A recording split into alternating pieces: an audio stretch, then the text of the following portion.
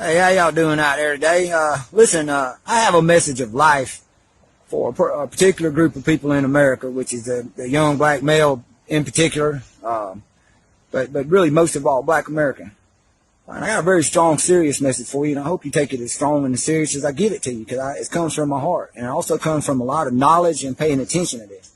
But before I get started, I'm going to say right now, I have not a one bit of understanding about the plight or being an urban black man or human in America, much less the urban areas. I did spend a large portion of my life in the South, and I was raised with poor country folks, so I know country folks and I know country community, okay, and super poor. So, but where you were able to take care of each other.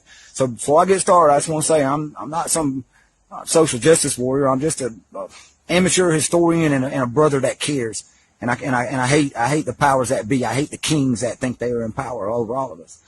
So I just want to tell you that the way things are today have been planned for you.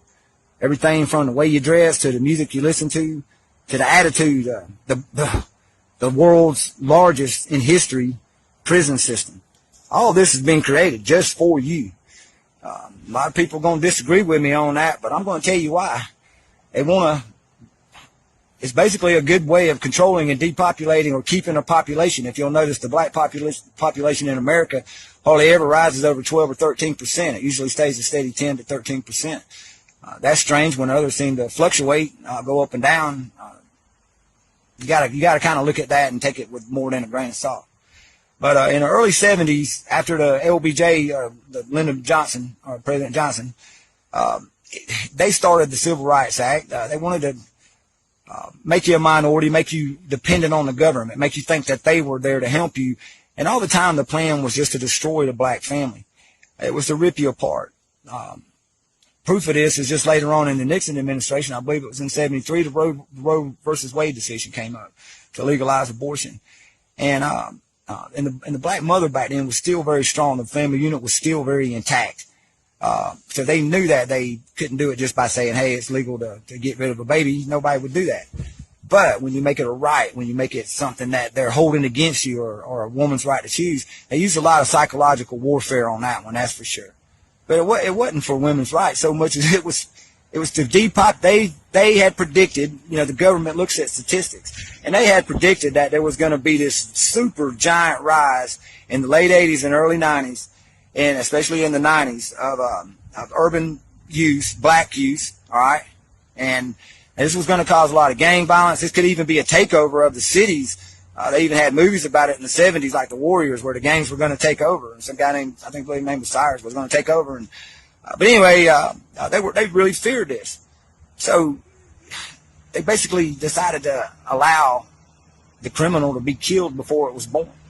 And I say that because that's the way it was. That's the way this plan was laid out. That's why this really happened.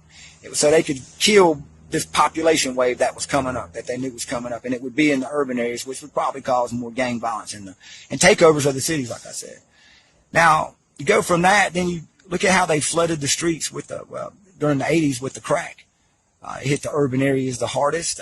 The other more class-related areas of town, the partying was always with the powder. No, the crack hit the urban cities, and this also caused a lot of violence and caused a lot of killing each other. And about that time, the Clinton administration, y'all think the Clintons were big liberals. The Clinton administration was trying to figure out a way of marking you as a criminal, as having a thug mentality.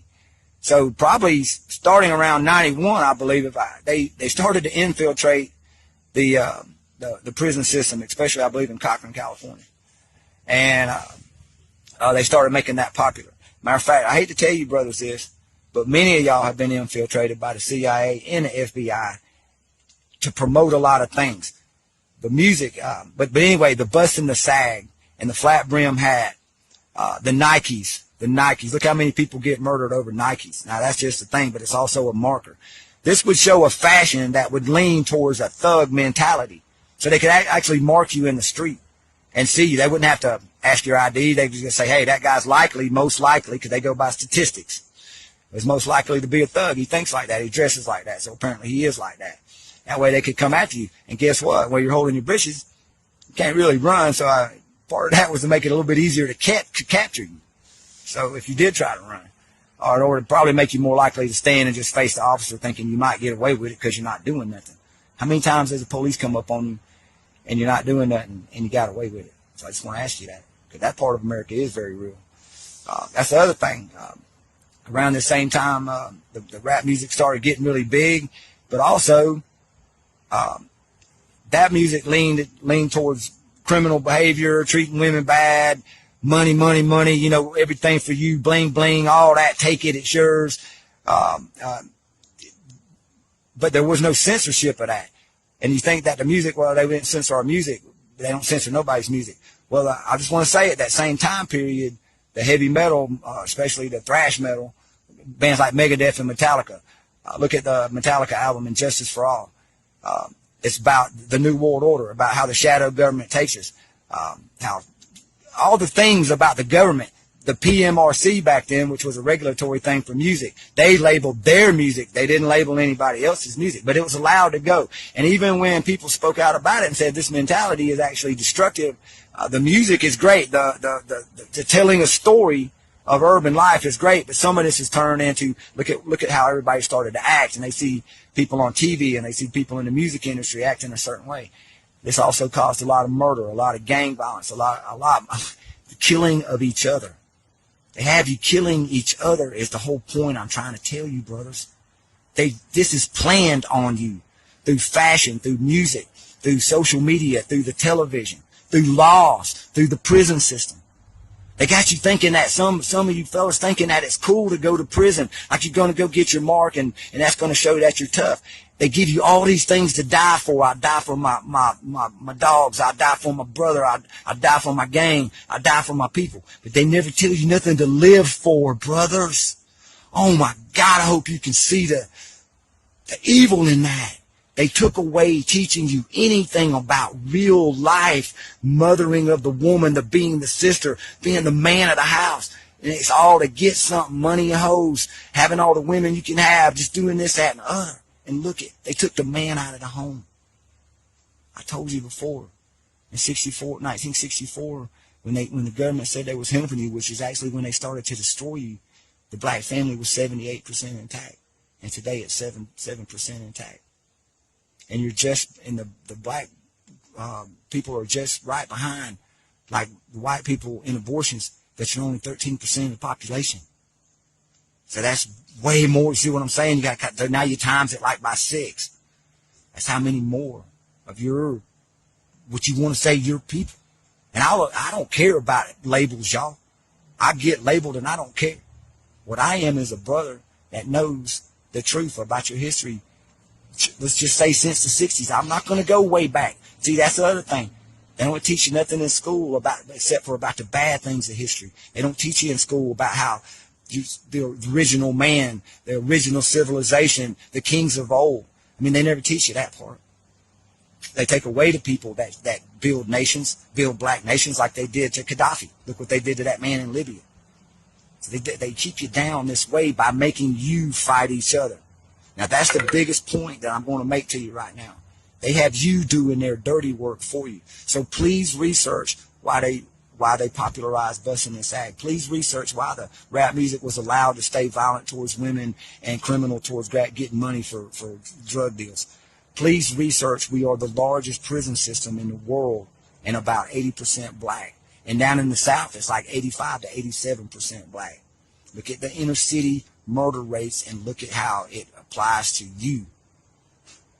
And look how they also got white America fearing the thug mentality, but having you thinking that's your culture and that's your style and that's the way we're going to be. So they keep enemies just through fashion and music. Just through fashion and music, which actually should be things of beauty. Fashion was supposed to be showing yourself out, and music's supposed to calm the savage beast or be a release and expression of who you are and how you feel. That part of that music was amazing, amazing. But they allowed the twist. They pay a lot of your brothers off. They pay a lot of your brothers off, and y'all know it. And when other brothers stand up in the modern day, like Tupac Shakur, they got shot down. When Michael Jackson even stood up, he killed himself in his bed, or he was demonized as a. You see what I'm saying? Anybody that tries to tell you the truth, that's in that world you're living in, they get killed. And guess what? It gets killed through violence. And they promote violence. You didn't do this. This isn't what you made for yourself. This was made for you. So please see that. Take back your culture. Take back your lives. Live your lives. Stay outside. America's a country where you're supposed to be able to live like you want wherever you live.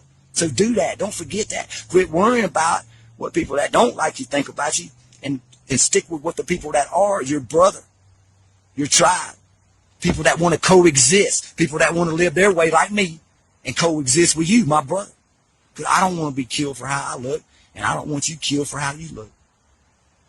That's how we coexist. And we also coexist by being real with each other and by speaking to each other. Now, I'm speaking to you as an older male elder, not as a white man, not as a white Southerner. I think a lot of you older men out there, too, we should be talking to these young brothers and teaching them life again. These young brothers, you go live. You go live your way. But you make sure you're living your way. You make sure you're not being tricked in killing your own brother and to live in some other way so you can be marked and kept down. Think about that, brothers. I love you. Peace. And don't live in fear. Pay attention and research. Research hard.